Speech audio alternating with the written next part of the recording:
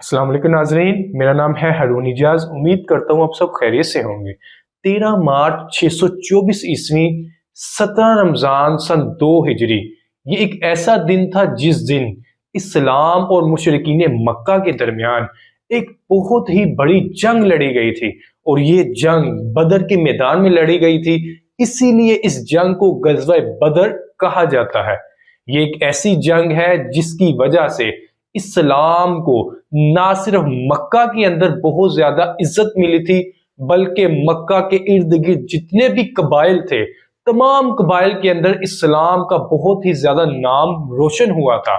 इस जंग के अंदर अल्लाह ताला ने मुसलमानों को एक ऐसी शानदार फतह अता फरमाई थी कि रहती दुनिया तक इस जंग को याद रखा जाएगा। क्योंकि एक तरफ मुसलमानों की तादाद 313 थी, जिनके पास लड़ने के लिए असले का भी मुकम्मल सामान नहीं था, और दूसरी तरफ मुशरिकीन मक्का की तादाद तकरीबन 1000 के राउंड अबाउट थी। और मुशरिकीन मक्का के पास हर तरह का, हर किस्म का असला मौजूद था। इस जंग में अल्लाह ताला ने मुसलमानों की गैबी मदद कुछ इस तरह से की थी कि फरिश्ते उतारे गए थे जो मुसलमानों की तरफ से आकर इस जंग के अंदर लड़े थे। और इस जंग के अंदर अल्लाह ताला ने मुसलमानों को बहुत ही शानदार फतह अता फरमाई थी। गज़वा बदर की याद ताजा करते हुए अल्लाह और उसके रसूल की आर्मी यानी पाकिस्तान आर्मी ने जहन्नम के कुत्तों खवारिज के खिलाफ एक बहुत ही बड़ा ऑपरेशन लॉन्च किया है, और इस ऑपरेशन का नाम रखा गया है ऑपरेशन बदर।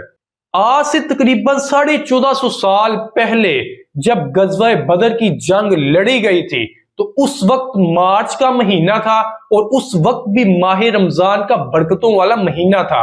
और आज भी जब ये ऑपरेशन बदर का आगाज किया गया है, तो आज भी मार्च का महीना है, और इसके साथ साथ माह रमजान की बरकतों वाला महीना चल रहा है। आप खुद अंदाजा करें कि पाकिस्तान के ऊपर अल्लाह ताला का कितना ज्यादा फजल है। उस वक्त जब गज़वा बदर लड़ा गया था, उस वक्त भी माह रमजान का बरकतों वाला महीना चल रहा था, और मार्च का महीना था। आज भी जब इस ऑपरेशन का आगाज किया गया है, तो आज भी माह रमजान की बरकतों वाली घड़ियां हैं, और इसके साथ साथ मार्च का महीना चल रहा है। कितना ही ज्यादा अल्लाह ताला का फजल है इस मुल्क के ऊपर कि कितनी ज्यादा मुमासलत पाई जा रही है। ज्यों ही पाकिस्तान आर्मी ने ऑपरेशन बदर का आगाज किया है, इसके साथ ही ना सिर्फ जहन्नम के कुत्तों के अंदर एक आग भड़क उठी है, बल्कि इसके साथ साथ इंडिया और इसराइल में बैठे हुए टीटीपी के खवारिज के सरदारों के अंदर भी एक अजीब सी आग लग चुकी है, और उनको इस ऑपरेशन की बहुत ही ज्यादा तकलीफ हुई है। नाज़रीन, ऑपरेशन बदर के कुछ मकासद हैं जो मैं आपके सामने शेयर करने वाला हूं।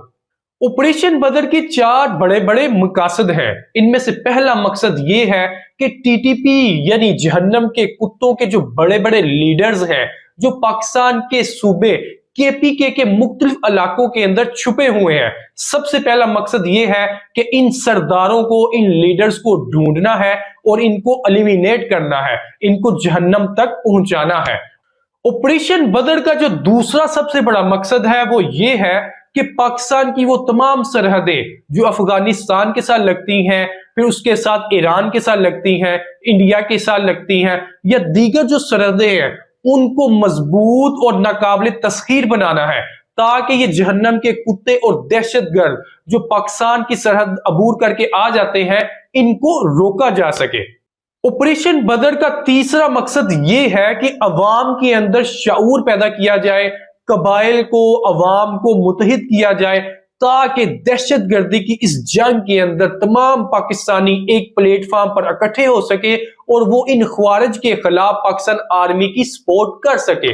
ऑपरेशन बदर का चौथा जो सबसे बड़ा मकसद है वो ये है कि पाकिस्तान के सूबे केपीके के मुख्तलिफ इलाकों के अंदर टीटीपी के ख्वारिज के जो मुख्तलिफ ठिकाने मौजूद हैं, उनको ढूंढा जा सके और उनको मुकम्मल तौर पर तबाह बर्बाद किया जा सके। नाज़रीन, ये 4 मकासद है जो मैंने आपके सामने बयान कर दिए हैं। इन 4 मकासद को जहन में रखते हुए पाकिस्तान के सिक्योरिटी इदारों ने खवारिज के खिलाफ इस ऑपरेशन को लॉन्च किया है।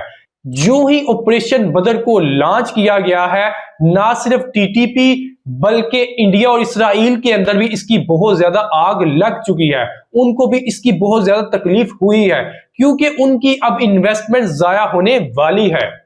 آپریشن بدر کے اندر نہ صرف پاکستان آرمی شامل ہے بلکہ اس کے ساتھ ساتھ پاکستان کے تمام سیکیورٹی ادارے اور انٹیلیجنس کے ادارے بھی شامل ہیں، اور اس آپریشن کے اندر بہت جدید ٹیکنالوجی کا بھی استعمال کیا جا رہا ہے۔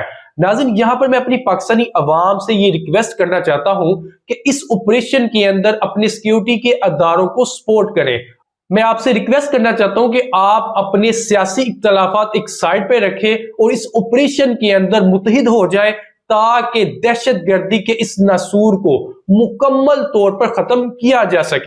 اگرچہ بت ہے جماعت کی آستینوں میں، مجھے ہے حکم اذاں لا الہ الا اللہ۔ تھینک یو، اللہ حافظ، پاکستان زندہ باد۔